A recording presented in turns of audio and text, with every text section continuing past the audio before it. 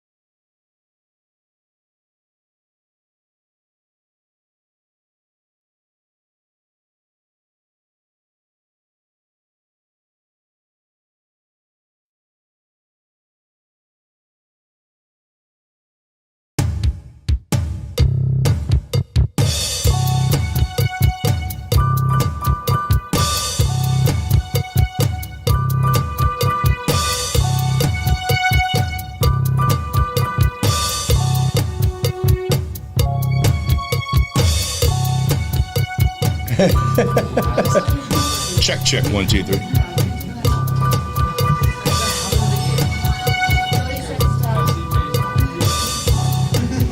Can you see my lemonade? Now we can.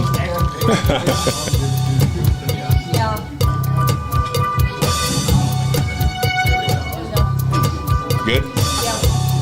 Lemonade cam.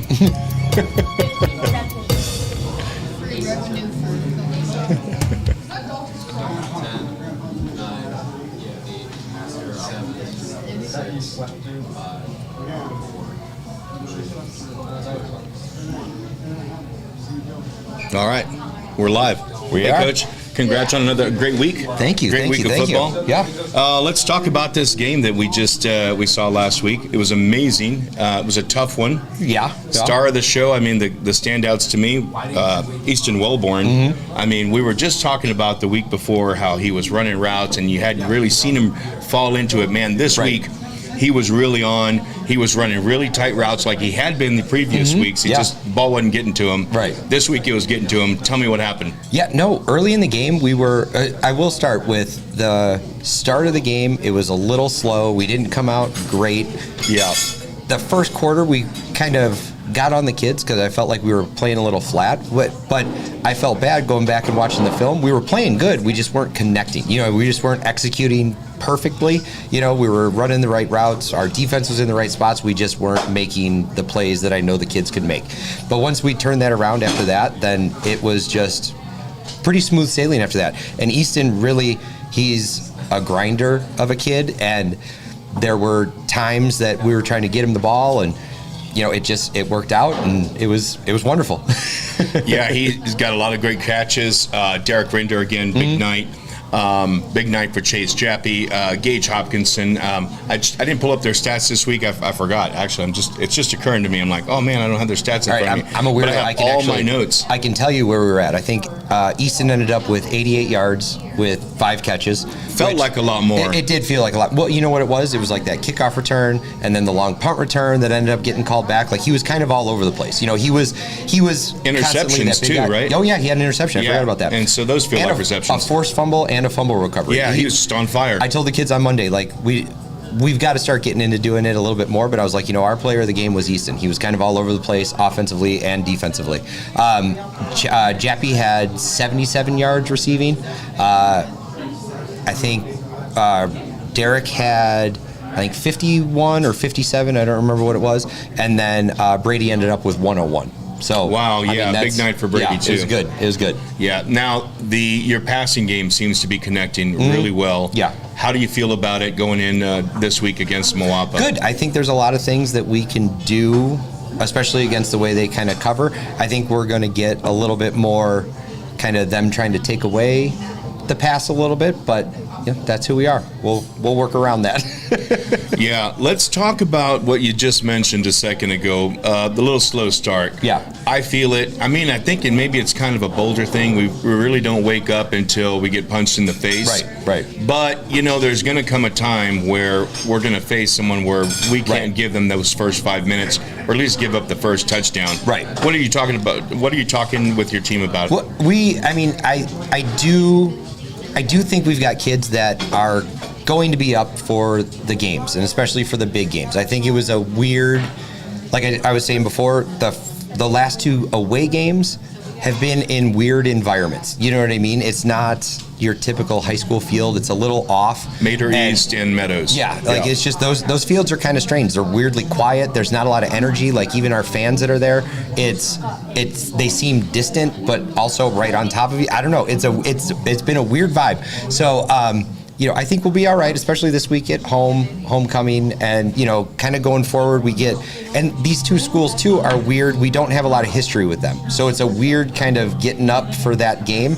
I don't think that's going to be a problem against Mowapas and Virgins and Parumps and stuff like that moving forward. Right on. Okay. So let's talk about defense, man. Mason Terrell, he was tearing it up. Yes. A lot of quarterback rushes. Travis Hess again. We've talked about him in the past on defense, and again Cooley Campbell. Everyone got in there. Number 57. Who's number 57? Josh Kingma. Yeah, Josh Kingma. He was tearing it up. I mean, everyone was on fire down in the trenches. Tell me about your trench warfare going on. I've said it a bunch, and I told the kids this week. Our defensive line is what is going to win us a lot of games moving forward. I mean, they are tough to block. I don't know that there's going to be very many teams in 3A that can handle them for 4 quarters. We've got strength, we've got speed, we've got size. Those guys fly around to the ball, and they're angry. They're an intense group. Now I've never seen Mason play. We've gotten practice, stuff like that. Everyone's told me like, oh no, he's nuts. Like, wait till you get out there. And the first drive he was out there, like we had to take him out the second drive, and it's like, Mason,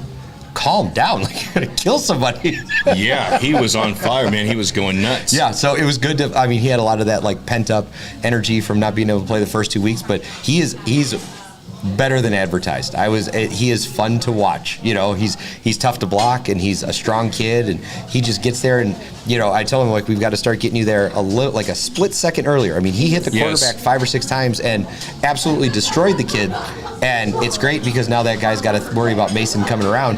But I was like, if you can get there a split second earlier, you've got 6 or 7 sacks on Thursday night. Me personally, I was expecting you to have this high-flying offense. We talked about it before the season started. What I'm really happily surprised about is this defense, this monster defense. Brady Sorensen got this huge monster pancake hit on a kid too. I mean, everyone's really lighting it up on defense, and we've lacked that. We're going up against Moapa. We haven't beat him since 2019. What do you feel about this week's game? It's going to be a good game. You're going to always get a well-coached Moapa team. Some years they're really, really good. Some years they're just real good, And this year, I think we match up really, really well with them. And there's certain things that we've done on offense that I think, not that they're going to struggle, but that we could take advantage of with, our personnel and stuff like that. I think, with them running kind of the same offense that they have forever, our kids know what they're doing. You know what I mean? And we've just got to go out and play. If we play our game, we will be with anybody in the 3A division this year. Have you had a chance to scout them? Have you seen their video? Yeah, we've seen them play multiple games this year. It was nice. And the beauty of it, too, we got to see them play. They played Meadows the week before us. So it's nice when you actually get to see a team play someone that then you play against. You can kind of compare and see and okay, this is what this guy did against, this kid from Meadows, and this is what we did against that kid. You know what I mean? Right. So there's a little bit more of that eye test where you can kind of see how big they are, how fast they are compared to what we saw. So we've definitely seen them. There's, they've got athletes. I like our athletes. So it'll be good. We have a lot of kids on the sideline playing. Sitting the sidelines. How is it working? Getting their playing time. How's that working out for you so far? I'm a big believer in you've got to show us in practice. Right. I love it. I've told the kids from day one that this isn't going to be a situation where everybody's going to play. You've got to earn your time on the field. It's not I'm not the guy that is, we get up by 2 touchdowns and now everybody gets to play. Like, no, the starters get to play. That's what they've earned. We're going to go with that, and we're going to keep doing our thing and, really putting our foot down on teams when we can, both offensively and defensively. And we want guys to work in practice. And we're at a point now too where, and I tell the kids, you've got to jump in. We're not going to be, babying everybody to make sure you get in. If you just want to be out there to watch, then you're going to be out there to watch. That's fine. But show us you want to get in. And this week we've had some injuries, and we've had some kids step up that at tackle. Landon Goodhue had started the first 2 games and got his shoulder dinged up, and we had 2 kids step in at that tackle, and both played great. One's a junior, one's a senior. The junior is Hank Stark, and then the senior is Jonathan Dickerman. Both of them got a chance to play. They stepped up. They did their thing. Now they're both going to be in the rotation moving forward. And that's kind of the thing. When it's your time, step up, do your job, and prove that you can play. Yeah, the running game looked good too. Mm-hmm. Josh Broadbent got a few extra yards. Yep. You remember his yardage? What he picked up this week? I think he ended up with 3 carries for 23 yards. There you go. Yep. Yeah, getting better every week. Starting to turn north and south a little faster. Yeah. Tell me about Gabriel Ritchie. Is he ever going to play? I keep hearing about this. I talk to these players on the weekends and stuff, and when I see them, they come by the house and then they're like, "Oh, wait till you see Gabriel Ritchie." But where's Gabriel Ritchie? Is he going to play? What's going on over here? Gabriel Ritchie is going to get the start this weekend. Really? And that gives us a dimension that we have not had yet. What's that dimension? That dimension is we will actually hand the ball off a couple times this weekend. Empty backfield. So getting him back into it, it gives us that more of an option in the run game. And we've had options in the run game, but Richie's good at the stuff that we want to do with this offense. There's different guys for different kind of running, Sure. In the past, Chappie's been very good with his downhill running. He's an I formation back. When we get into that jumbo, he's the back because he's going to lower his shoulder and go. But that's not what we're running very much, so that's why it gets to that point where we can't really, I definitely want to throw the ball. I didn't want to throw the ball as much as we have. Yeah. But it's been successful. It's working. But now coming back where, now we're at a point where we can, teams have seen us throw the ball, they're going to have to back up, but now we've got Richie that can run the ball and run in our zone offense and stuff like that, and kind of guys can't just key on one person. It definitely helps, and it's very exciting to have him back this week. Especially. I can't wait to see him. I keep hearing about him. He's going to be playing linebacker for us. That was one of the things right before the year. We kind of bumped him over to our weak side linebacker, and when we found out we didn't have him, we were kind of scrambling a little bit. Jacob Grace Madrigal has come in and done a very nice job. Caleb Porter has stepped in there and played a little bit. Yep. And, those guys will still get their reps when they can. But, having Richie in there is a huge help. That's kind of been a little bit of a hole on offense and defense. And with him back, I feel like we're complete. Yeah, I can't wait to see it. This Meadows game right there toward the end, it got a little nasty. Yeah. What was going on out there at the field? They getting frustrated? It was, and this stuff kind of happens, and, we'll go there right now.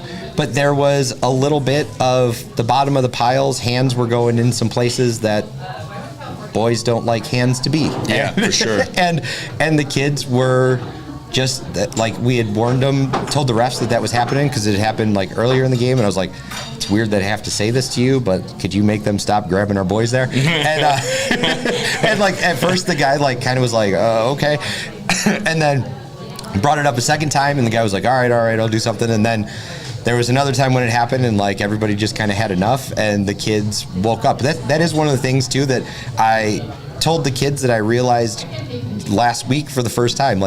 They kind of play better with chaos. They're on that that verge of being out of control, and I was like, that's something that I've got to see. I've seen in them now that I've got to create a little chaos at the beginning of the game to get them fired up and going. It is. It's it's that Boulder City thing where we're just kind of that sleeping giant, you Yeah. know, and we're fine. We're chilling. Right. You know, it's the kind of thing where you don't realize your mom's calling until she's barging through the door and Right, yelling right, and screaming at you. Yeah. So it's not surprising to get punched in the face and then our boys wake up and like, oh, we're in a fight. Let's do it. So we're definitely trying to instill in them that like we've got to come out Round right one. away. We've got to come out and we've got to lay the first punch. We can't take 3 or 4 and then be like, all right, let's go. It's a cool style to have, I guess, but it leads to a lot of stress. Yeah, very much. Are you a Steve Irwin fan? I mean, what's Jumbo? Everyone in the stands out here in the parent section, we're all, hey, Jumbo, Jumbo. I think we're going to start a drinking game maybe every time we hear Jumbo. Jumbo's our goal line set where we go with our 2 tight ends. We got Travis Hess on one side. We've got Charlie Stewart's our tight end on the other side. Mason might work in there a little bit once he officially is cleared and healthy, and we think he can go all the time. But the beauty of that, and I don't know if people realize it, that's when we move Cooley Campbell into fullback. All right. Yes. So I mean, he just flies through there and like opens up holes, and you know, I mean, at least once a week. You think I'm gonna get the ball in Jumbo this week? You think I'm gonna get? Well, eventually we will, and we will make a really big deal when we give him the ball. Yeah, nice. Charlie Stewart, man, he's another one. He comes out on defense, and when he comes out there, you just expect him to be explosive. Yeah. He does not hold back. He's anxious. No, he's a leader on the field, and like it's funny because he is a kind of a calm presence in between snaps, and then when the play starts, he's a madman, you know, and like I keep hearing from him and everybody else some of the things that like he says out on the field and does out on the field and like all sorts of stuff, and like he's nuts. I like it. Yeah, right on. Let's see what else to talk about. Homecoming week this week. You got anything planned? There's a assembly on Friday, right? Yeah, we got the assembly on Friday. This is one of those things. This is one of those weeks that I've been looking forward to since I got the job in January. You know, you hear about, and last year, not really being associated with the high school at all, we saw the homecoming parade, you know, and like I didn't know it was happening. I was just like, what is going on? You know, and like, oh, it's a homecoming parade. I was like, oh, okay.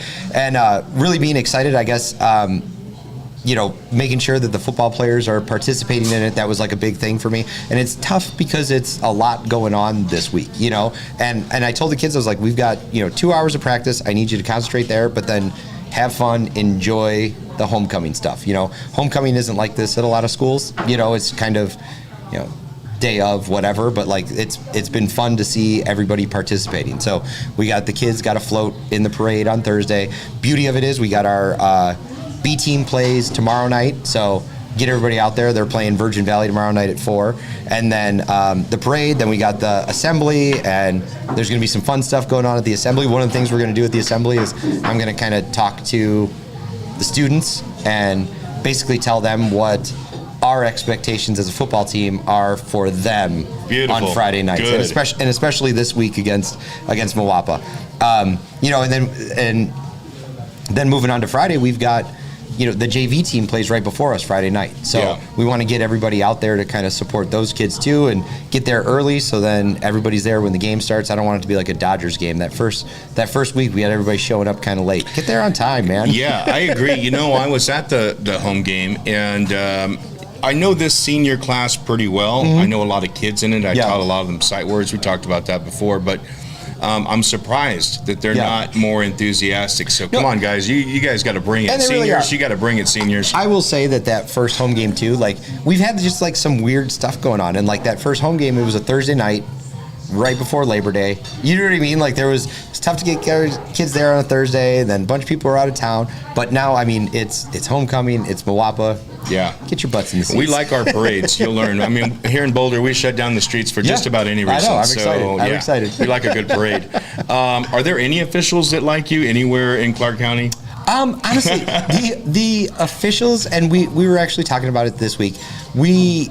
It's to a point of like, try to be respectful to a point, and then when it just gets too too far, then you just lose your mind. And and we've, as a staff, like we haven't been that bad, honestly. I've definitely been a part of like worse staffs with officials and stuff like that. Sure. And it's so hard because you get in the heat of the battle. And I told the kids this week watching film, I go, I've got your back on everything. And it's kind of like the perfect child syndrome where like anything my kids do, I'm like, they didn't do that. You are wrong, sir. But then when we watch the film, like I'll pull out there and like show them, I'm like, no, this was a penalty. You can't do this, and like we were laughing and I will throw him under the bus here a little bit, but Anthony Chavez was very excited about all the pancakes he got on Thursday night. All of his pancakes were holds where he was throwing the guy down. I was like, no, you can't do that. That's not how it works. I'm like, we're lucky they didn't call those. So, but it's you've got to, and that's one of the things that I wanted to express to kids early on. Like, I've got your back when you're out there. Like, I will fight for you till the last whistle blows. And, like, I'm not going to just, bow down and like just let stuff go. Like I've got your back. We support you. Go out there and do your thing and play hard, and I'll try and control whatever we can. Pardon me. I'm gonna tickle my throat. No, the only thing that bothers me honestly is when these refs start yelling at our kids. Like, that seems like a little over the line for me. Maybe we should, I don't know. When they're screaming at our kids, it's like, talk to the coach.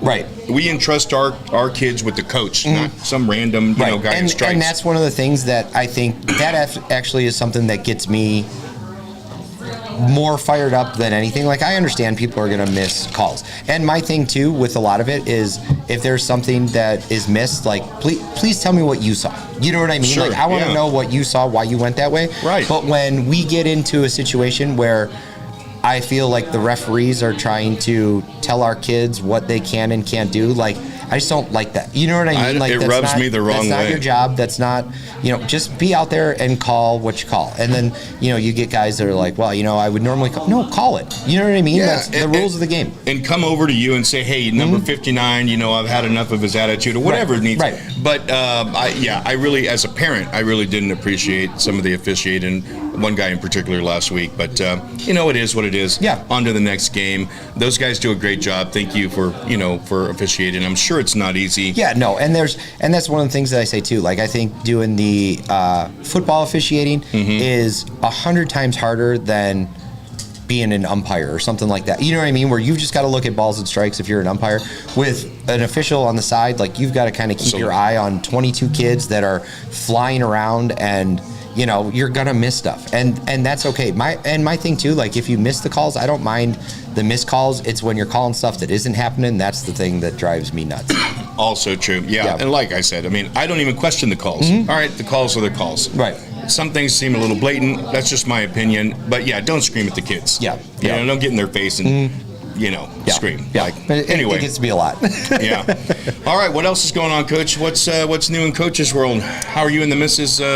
Like in Boulder City, everything good? Absolutely love it. And like, this is one of those, now that we've got everything going on with the Bears are up and going now, like, this is our first weekend where all the flag teams get to play. Yeah. So it's, again, this is like, it kind of fell on the same weekend where we've got, the homecoming and all the excitement with that. And now those younger kids that have been practicing all summer, now they get to go out and see what they've got. So I've got my little guy plays at 10 o'clock Saturday, and then my daughter's playing at 11 o'clock Saturday, and then the tackle boys are playing at 1:45. So it'll be good. Like, hopefully I'm in a good mood after Friday night, and then we can just roll into Saturday.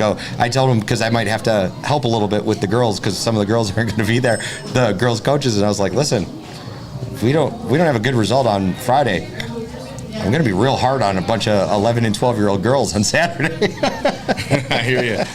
All right. Well, good luck to you this week, Coach. Thank you. And looking forward to seeing all the Eagles out there doing their thing. Yeah, everybody get out there. We've got some surprises up our sleeve this week. So get there early, check it out, and I think you'll like what you see. I think the kids are ready to play. I think the kids want this game. I think they believe I think they're starting to believe in themselves, and this is really a first test. It's going to be a good game. I will tell you that. You're going to see a good football game on Friday night good or bad, it's going to be good. I know the seniors want this game. Yes, I mean, yeah. I've talked to a lot of them. I know they want this game. Yeah. So let's go out and do it. I mean, Moapa's not going to give it to us. Nope, so nope, not we at gotta all. go out there and earn it. So it'll be fun. We finally get to play, and like you get to coach a little bit. That's what I'm excited about with this. Where like you got to think a little bit. You've got to, our game plan is very good offensively and defensively, and I think the kids understand it, and we go out and execute, and it's one of those fun football games, fun environment. It's going to be great.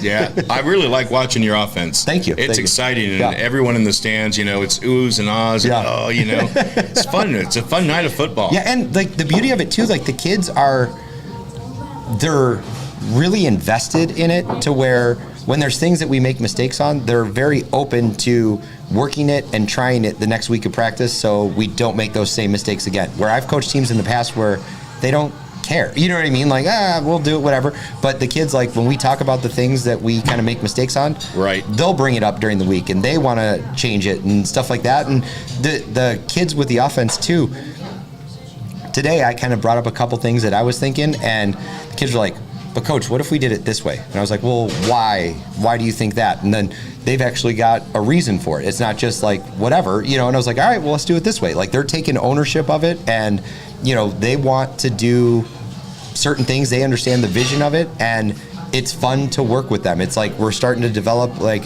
11 little assistant coaches out on the field. Right on, man. That's So, good to hear. yeah. A lot of buy-in. And I will say, because I gave him credit the first week, so Easton has called basically 2 plays this year. One was a touchdown. One was his super long pass down our sideline on Saturday night. And I was like, all right, you're 2 for 2. All right, not Nice. bad. All right, good play calling. I mean, Easton. he hasn't called any plays for anybody else. They all seem to go to him, but, whatever. Brady's probably like, you want to call a play for me every once in a while? What about Gage Hopkinson? Has he been calling any plays? Any of those plays that we've seen, those big plays? He's gotten to the point where, like, he's starting to see stuff, and he's recommending things that we should do. So, like, there's a couple drives last week where we, talking to Parker through the headset, we were going to go a different way, and Gage came off and was like, I think we can do this, and we tried some of those things, and no, it's good. Like, there's a good communication with everybody, and they understand, and it's not, the other thing that's good about them is they're looking to move the ball. It's not, we could do this for a touchdown. Like I always tell like my receivers, like, don't come up to me and tell me you're open. Like, I know everybody thinks they're wide open all the time. Like, I've never met a receiver that's been like, no, I'm covered. You know what I mean? Like, they're in triple coverage and there's somebody there and they're like, why aren't you getting me the ball? So, but the kids are understanding that, like, hey, if we do this, this progression of routes, like, this is going to break open over here, and they're coming to the sidelines and letting us know. So it's been fun. Like, we've got the eyes up in the box, but the kids on the field are also doing the same thing. Yeah, it's fun to watch Easton adjust on the field, at least defensively, playing close off, and he fine tunes this adjustment throughout the game, and by the third quarter, he's intercepting the ball. I mean, it's genius. It's really good football. Yeah, so we worked a lot this week on the kids, like, tackling a little bit better. We were kind of high, kind of not, good point. Not getting low. We have some guys that are going for that, like, highlight film kill shot, and we're whiffing, and I was like, we've got to make the tackles. Our emphasis this week is we've got to win on first and second down and get them into third and long. If we can get them in first and second down, only gaining a couple yards, the game's ours, and they're understanding that and understand that they've got to tackle the guy the first attempt. We can't be hitting him and then letting him get 3 or 4 more yards. Exactly. And we have waves of where we're really good with that, and then we have waves where it looks like we've never tackled anyone in our lives. Let me ask you, how do you decide whether you're going to run the ball on fourth down or we're going to punt it? Is it just field position? It's a lot of it's been field position, and we've also been in a weird. I will be aggressive. Like, we will go for it a lot on fourth downs. Kind of the only time all year where we've had a 4th and short. 4th and 2, I think, was against Mater, and we ran our fake punt, and I want to keep the ball, So we're going to do that, but the times we have punt, it's been like 4th and forever, where it's kind of a no-brainer. We don't have many plays in the playbook for 4th and 18, especially when the ball's on our own, like, 10-yard line. Meadows does. I was surprised they went for like 4th and 9, and they went for it. And I'm like, you can throw it all in, I guess. I would too. So, when you're down by that much. Yeah. Well, again, I personally like the field, so I'm happy to play at Meadows because I'm right down there in the action, and the Mater East, that's fun too, because I get to hear everything. But wait, and I think we might owe Meadows a bench on the sideline over there. I'm not sure. You didn't damage it too much, did you? Oh no, that was a love tap. There wasn't. was a love it tap. wasn't. Yeah, my hand was fine after. All right. So I know Well, we it was got okay. you covered, just like you have your players covered. The business department here in Boulder City, we have you covered too. Don't worry about it. Yeah, no, but we're very excited to be back at home this weekend with Nice. our crowd, and Mike Bassini, up in the Yes, booth, up like in the making booth. it loud, like that. It really makes a huge difference, and there might be some coaches that don't like it loud, but I think our kids and myself, like I love the loud, kind of chaotic environment, and I want everybody out there creating that this week. All right, man. We'll be out there. We're gonna get loud and chaotic just as soon as we get there, which is about 10 minutes into the first. We'll see. No, it's not that bad. No, we'll be there for homecoming for sure. Sounds good. All right, thanks, Coach. All Have right, a great thank week. you. Do not stop streaming.